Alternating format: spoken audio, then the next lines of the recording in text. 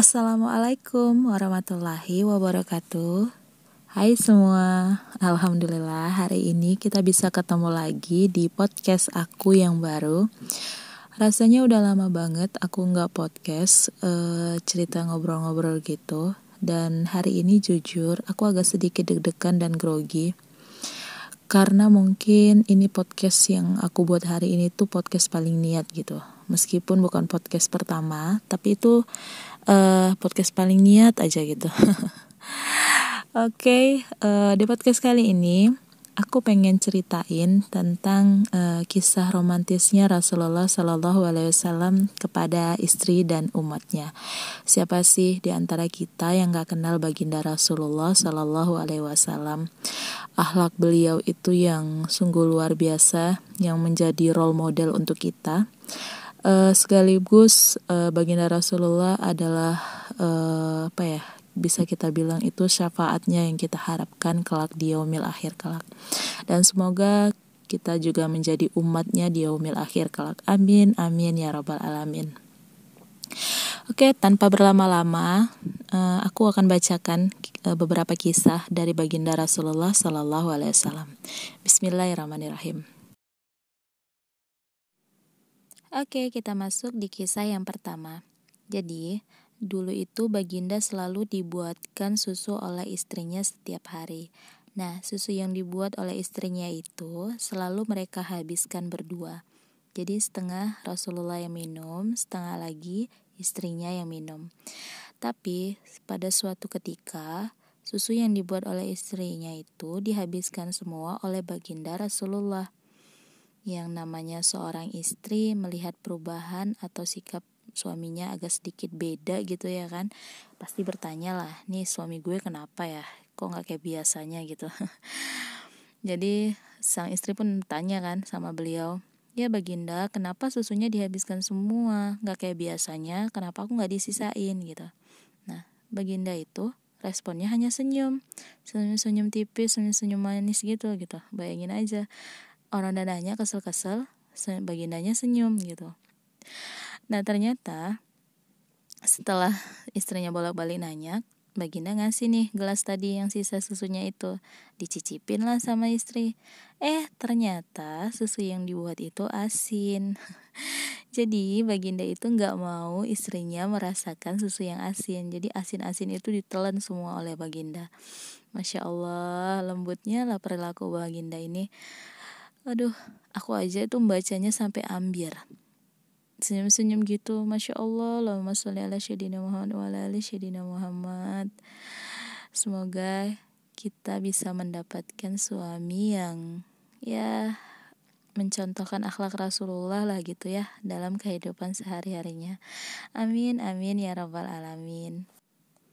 Nah, di kisah yang kedua ini, aku merasa ini kisah yang paling romantis menurut aku. Bukan karena dengan kata-kata gitu, tapi dengan perbuatannya itu, aduh Masya Allah, udah romantis banget menurut aku gitu. Oke, kisah yang kedua. Jadi ceritanya Nabi Muhammad SAW, baginda itu sedang pergi berdakwah. Jadi pulang dakwah itu agak maleman. Nah, sampai di depan rumah itu udah malam banget gitu. Nah, baginda itu kan orangnya agak segenan, atau dia orangnya itu gak mau mengganggu orang lain. Jadi pas baginda sampai di depan pintu rumah, melihat udah tengah malam, kondisi juga udah sepi. Kalau baginda ketuk pintu nih, mungkin Aisyah sedang tidur atau terganggu gitu. Jadi baginda itu gak mau mengetuk pintu rumahnya. Jadi baginda itu udah sampai di depan rumah, tapi karena kondisi udah malam, takut mengganggu tidurnya Aisyah, baginda nunggu di luar. Jadi baginda itu pulang dakwah, capek-capek, tengah malam, gak mau ganggu istrinya yang sedang tidur, dia tidur di luar gitu, di depan pintu rumahnya. Nah, ternyata Aisyah di dalam rumah itu juga sedang menunggu baginda Rasulullah. Nah, beliau itu sama-sama lagi menunggu gitu. Dan Aisyah pun sedang tidak tidur, sedang menunggu Rasulullah. Jadi mereka satu menunggu di dalam, satu nunggu di luar gitu. Masya Allah. Tapi siapa sangka coba, saat itu Aisyah ternyata sedang menunggu Nabi juga gitu. sama-sama nggak tidur, sama-sama menunggu gitu. Aduh, Masya Allah. Nah, di kisah yang ketiga ini masih tentang seputar kisah romantisnya Rasulullah Sallallahu Alaihi Wasallam terhadap istrinya yaitu Aisyah. Nah, pada suatu hari nih pernah Baginda itu lagi marah banget, lagi marah besar-besaran deh. Kalau di kita nih bahasanya lagi marah besar-besaran gitu dengan istrinya. Jadi Baginda itu sedang marah dengan Aisyah. Jadi Aisyah pun ya namanya orang marah, kita nggak berani ngomong dong ya kan, dan nggak berani pergi juga kali, lagi marah-marah terus pergi, ya bisa ambiar kan semuanya gitu. Nah, jadi waktu itu Baginda itu sedang marah dengan Aisyah, tapi Baginda itu marah dengan Aisyah itu enggak ngeluarin kata-kata yang kasar, enggak melakukan perbuatan yang kasar gitu. Nah, Baginda hanya menyuruh Aisyah menutup mata. Nah, ketika Baginda menyuruh Aisyah menutup mata, itu Aisyah udah aduh ketakutan banget gitu. Ini mau diapain gue ya, mau diapain gue ya gitu. Kalau di kita tuh bahasanya gitu mungkin ya. Jadi pada saat Aisyah nutup mata dan Rasulullah itu ternyata membisikkan satu kalimat yang Masya Allah lembutnya, dingin banget gitu kalau dengarnya. Jadi pada saat Aisyah menutup mata, Rasulullah datang nih ke dekat Aisyah, lalu membisikkan di telinga Aisyah, Khumairaku, telah pergi amarahku setelah memelukmu. Masya Allah. Khumairah itu adalah panggilan sayang Rasulullah kepada Aisyah, yang artinya pipi kemerah-merahan gitu, pipi merah merona gitu deh artinya kalau aku gak salah ya. Aduh ya Allah, ketika Baginda membisikkan itu ke telinga Aisyah, itu rasanya kayak membisikannya ke telinga aku gitu. Khumairaku, telah pergi amarahku setelah memelukmu. Allahumma sholli ala Sayyidina Muhammad wa ala ali Sayyidina Muhammad. Oke, ini adalah segmen terakhir yang akan aku bacakan atau aku ceritakan di podcast aku kali ini. Nah, cerita yang ini itu nggak tentang kisah romantis Rasulullah kepada istrinya Aisyah, tetapi ini adalah kisah Baginda Rasulullah terhadap umatnya atau terhadap kaumnya.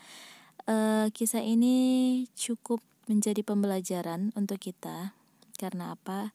Pastinya di setiap akhlak Rasulullah itu pasti ada pembelajaran yang harus kita teladani, agar kita itu bisa mendapatkan syafaatnya di yaumil akhir kelak. Amin ya robbal alamin. Oke, kita langsung masuk aja ke segmen ini. Jadi gini, pada suatu hari ketika Rasulullah nih sedang kumpul dengan teman-temannya, dengan kaumnya, yang pastinya kumpulnya Rasulullah itu adalah kumpul yang bermanfaat ya. Jadi jangan dibayangkan itu kumpul-kumpul yang mudarat gitu ya. Jadi pada saat Rasulullah sedang kumpul dengan teman-temannya atau dengan kaumnya, datanglah lelaki fakir ini mendatangi Rasulullah. Nah, si lelaki ini datang nggak tangan kosong, yaitu datang dengan membawakan semangkuk anggur. Kita anggap aja lah ya semangkuk anggur gitu. Nah, diterimalah anggur ini oleh Rasulullah pada saat itu. Nah, pada saat anggur ini diterima oleh Rasulullah, Rasulullah pun mencicipi anggur tersebut. Nah, setelah dicicipi anggur tersebut, Rasulullah terus tuh memakan anggur itu sampai habis. Nah, ketika sudah habis anggurnya, si lelaki ini pun pergi meninggalkan Rasulullah. Setelah lelaki ini pergi, orang-orang di sekeliling Rasulullah itu bertanya-tanya dan bingung. Kenapa Rasulullah tidak membagikan anggur tersebut kepada orang-orang di sekitarnya? Karena sifat Rasulullah itu yang paling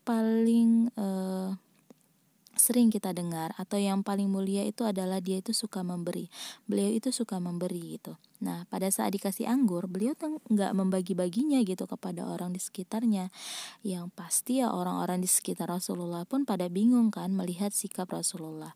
Nah, setelah lelaki itu pergi dan teman-teman di sekeliling Rasulullah bertanya, Rasulullah pun menjelaskan kenapa anggur yang tadi diberikan oleh lelaki itu enggak dibagi dengan orang-orang di sekitarnya itu, karena Rasulullah tidak mau mengecewakan orang yang memberikan itu gitu. Karena Rasulullah bilang gini nih, kalian telah melihat si lelaki fakir itu sangat kegirangan. Sungguh anggur yang aku cicipin itu asam. Nah, jadi anggur yang diberikan itu asam. Makanya Rasulullah nggak mau membaginya kepada orang-orang di sekitarnya. Karena kalau dibagi ke sekitar orang-orang sekitarnya, pasti orang-orang yang di sekitar ini pasti akan komen kan, ih anggurnya asam, aduh nggak enak anggurnya gitu. Nah kalau udah komen, ntar yang memberi itu kan jadi nggak enak gitu kan, mengasih yang asam ke Rasulullah. Nah Rasulullah nggak mau mengecilkan hati lelaki fakir yang udah susah payah memberikan Rasulullah anggur gitu. Jadi aku tidak ingin mengajak kalian untuk makan bersama karena aku khawatir kalian akan menampakkan rasa asam di wajah kalian yang akan merusak kegembiraan lelaki fakir itu. Aduh, Masya Allah, sungguh.